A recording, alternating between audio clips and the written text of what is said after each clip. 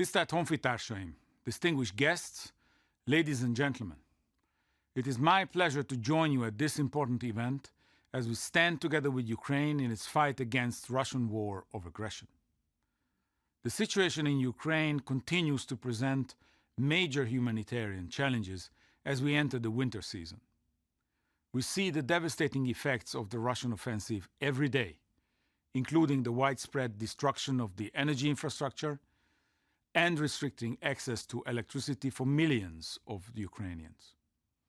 Tens of thousands of civilians from Ukraine are displaced and fleeing their destroyed homes every week, many of them crossing the borders of neighboring EU member states, seeking shelter, food, and other types of assistance. The EU has been consistent in its support of Ukraine since the beginning of the Russian invasion.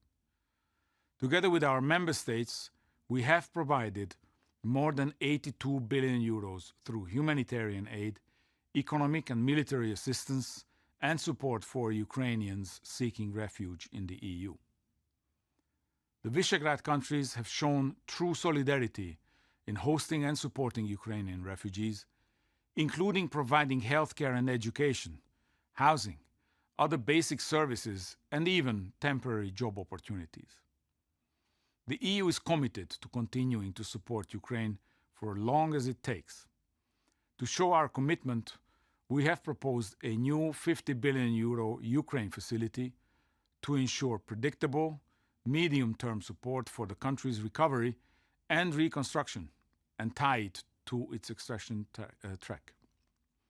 The Commission is currently engaging with the government of Ukraine to prepare a detailed reform plan which will guide us in delivery. The next step is to reach a financial agreement before the end of this year to ensure that Ukraine can continue to receive our support already at the beginning of next year. Turning now to Ukraine's EU accession.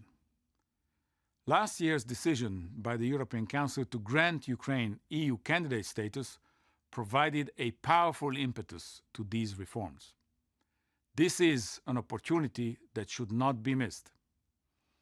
From the Commission side, we will engage closely with Ukraine to support them all the way. Earlier this week, the Commission published its written assessment of Ukraine's overall progress as a candidate country as part of its annual enlargement package. I recommend reading this report carefully. It provides a comprehensive assessment of where Ukraine stands regarding approximating its legislation with the EU and with the reforms. Based on the Commission's recommendations, the EU member states can make informed decisions on further steps in Ukraine's EU path. As stated many times, the future of Ukraine lies within the EU, and Ukraine's enlargement track remains the EU's priority. I thank again the organizers of this conference for the invitation, and I want to wish you a fruitful exchange of views in the next 2 days.